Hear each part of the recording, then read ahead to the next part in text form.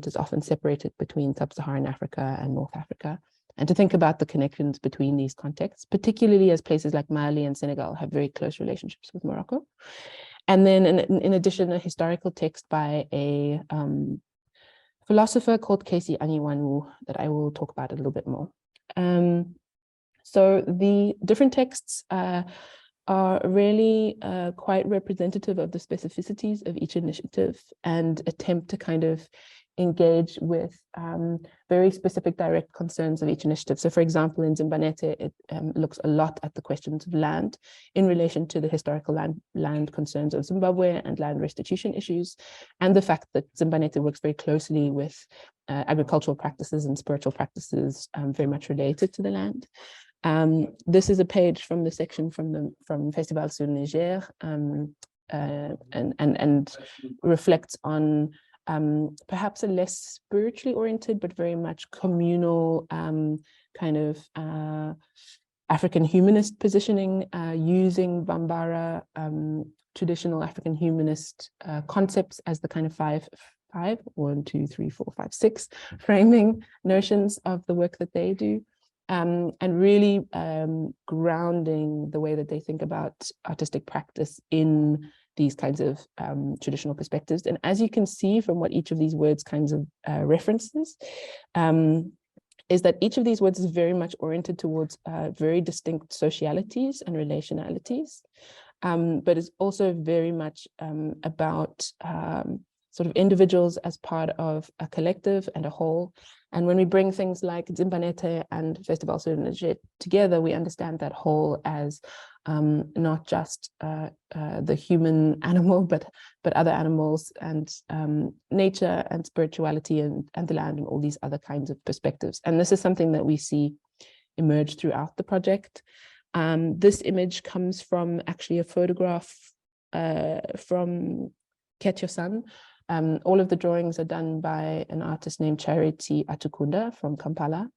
And it actually reflects, I think, a lot of the ideas that are emerging out of the project. So it's from a workshop where they were making what they call a desert fridge, which is a traditional Sahel-based practice of building these containers out of calabash. I don't know if that's a shared word. Yeah, thank you. Out of calabash, and then putting things that need to be kept cool inside the calabash, and then putting them into the desert sands to keep them cool. And this project was a group of artists looking to integrate sort of solar modalities into these desert fridges so that they might be able to use not only the sand, but also the sun to keep things cool. So playing with sort of digital systems and traditional systems at the same time. And the project as a whole is very much about playing with these ideas of the traditional and contextual and very specific to place, and then thinking very much about very contemporary artistic practices as well. I, for example, was part of Documenta this year, so was Festival sur Niger. And so you have people actually working very much within like the cusp of contemporary artistic practice, but trying to ground it very much in the African context. Part of what the project tried to produce outside of the research, which has the publication is really a relatively long form text, and not everybody, and particularly artists, read very much. And so a lot of what we try to work with and what we continue to do as we collaborate is to think about how we might create what we call tools. So not necessarily toolkits per se, but tools for sharing the ideas that we're working on collectively. So one is a video, which is available on the website. We make multiple playlists and play these playlists. And then we have a series of kind of instructional posters. And those are also available for download on the website. And the publication and all the posters are in both French and English. And some of the posters are a little bit more directive than others. For example, the one you see on your right here is actually instructions on how to make traditional beer, because the making of traditional beer is so vital to the practices of Zimbanete and Zimbabwe. The image is actually a combination of traditional beer from Zimbabwe and traditional beer from Uganda. So the straws are a Ugandan thing. And because particularly for the Ugandan organization, learning from the Zimbabwean organization, working with the local illegal brewery next to them became really interesting, as thinking about making beer and the very complex traditional practices of making beer in Zimbabwe, which are traditional ancestral practices as forms of collectivity and bringing people together, the very particular roles that each person plays in making the beer and then sharing it. So this kind of tool is in a way somewhat symbolic, though those are instructions for making beer, but they're also a kind of reflection on what are the strategies of bringing people in common. We have other tools that speak to things like resource sharing, to eating together, to modalities of working in community, etc. And this other one, how to see people, is actually also informed by the Zimbabwean context and refers to modes of greeting, actually, mostly in the Zimbabwean context, and in Zimbanete in particular, people are greeted in a very traditional way. I mean, most South Africans don't even do this anymore, of greeting you on the basis of your totem. But there are other forms of greeting that from other parts of the African continent that kind of reflect this as well. For example, in isiZulu, which is South African language, when you greet, you say Sanibonani, and Sanibonani really just means I see you. And it's so much about recognizing the presence of another human being. But Sanibonani is also in plural. And so it is I see you and all of the people who've come before you and all of the people around you who make you as well. And I think these ideas are really vital for the kinds of spaces these arts initiatives are trying to create, which are spaces of belonging and wholeness. And that are very much about creating communities of dignity through various forms of, I suppose, a kind of creative approach to bringing people together. And though how to see people is a little bit of a joke, it's also very much a kind of urgency, you know, from the African perspective in general, but then also very particularly within these communities that people are working. Some of the other themes that we've engaged with that kind of emerge across the different projects are ideas of revillaging. So the idea of thinking quite small scale. I mean, Festival sur Niger is massive. It's a really, really big festival with massive programs and probably the most conventional sort of funding systems of all of these initiatives. But the notion of revillaging operates across all of the projects, which is working in these kind of quite rhizomatic systems between small groups. And these small groups become these kinds of quite intensive, tight relationships with the capacity to share resources in quite substantial ways. Places like Ketiosan run a makerspace, and it was the first makerspace in West Africa, and that makerspace is completely free, and they run training for people there, even though in effect the makerspace has to function commercially, because there is so little funding for the arts in that context, and particularly when your form of art making operates kind of on the edges of other kinds of practice, the funding gets even more complex. And so these places are really important centers of commoning and enabling the kind of distribution of ideas and knowledges and resources.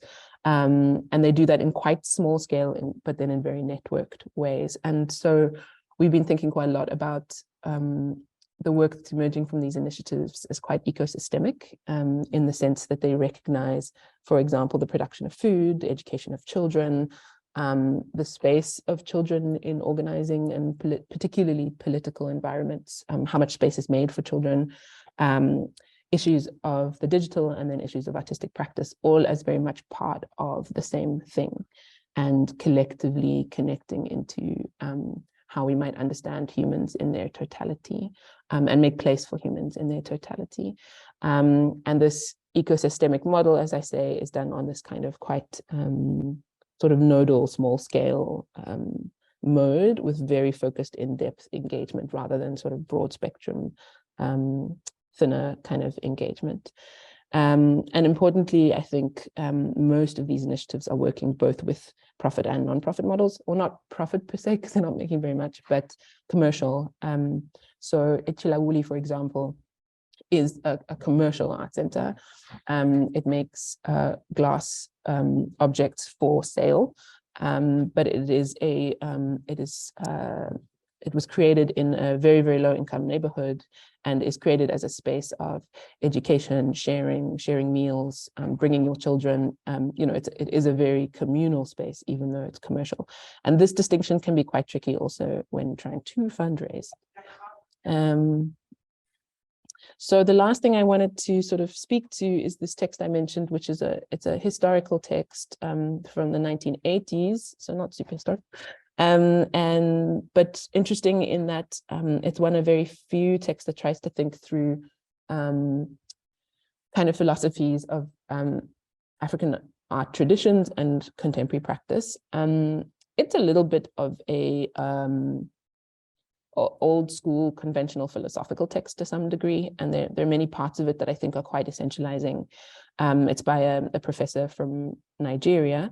But it is really valuable to have these ideas that bring kind of very traditional artistic practice from the continent, which within the art history tradition, of course, is framed very much at a kind of aesthetic level, and sometimes within the kind of frameworks of spirituality, but very rarely in the sense of kind of political agendas or communal organizing strategies, which is the primary interest of the initiatives that I'm working with. And so bringing this text in is in part not so much to say that all of the things in the text are absolutely correct or kind of nuanced enough, but to kind of try and draw a historical line between ways of thinking about African creative practice that was emerging at least already sort of in the 1980s as well,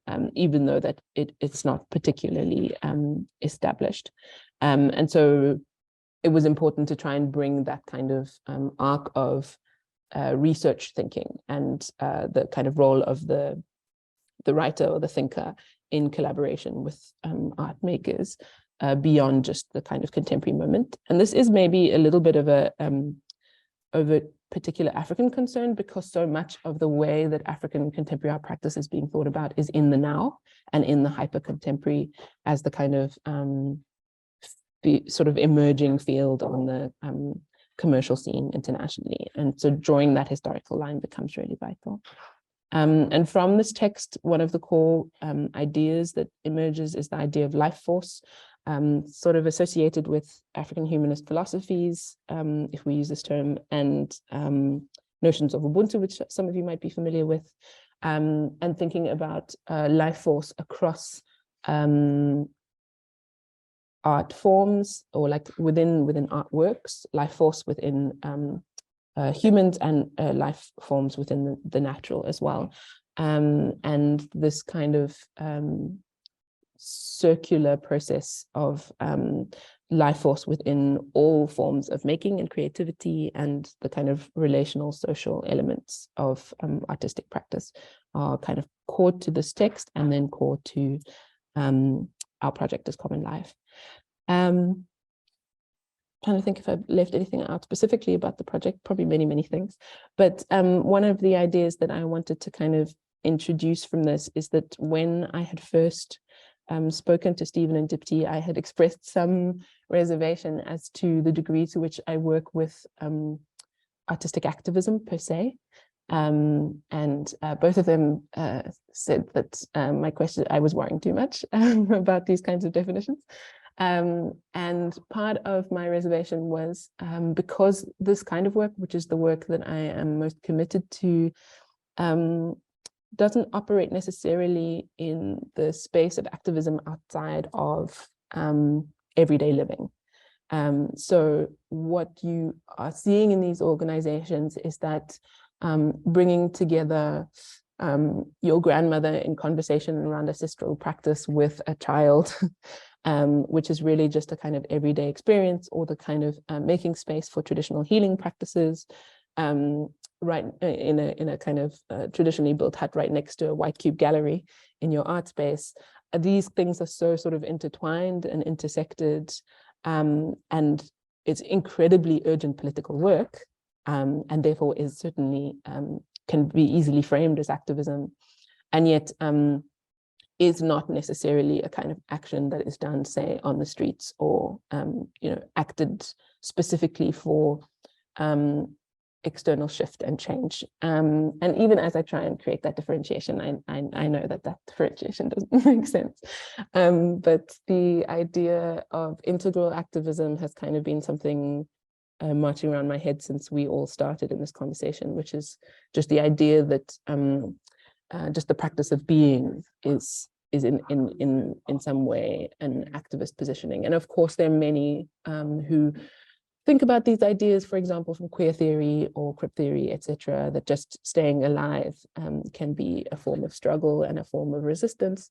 And I think a lot of what I really am interested in with this form of practice is the capacity, on the one hand, to think about moving away from forms of arts organizing that are inherited from a colonial environment, which, for example, in my context in South Africa, it's all nonprofit organizations with boards and visions and missions and grant funding processes, which are incredibly difficult to maintain. And a lot of these initiatives do engage with that sort of model. Some have completely resisted it.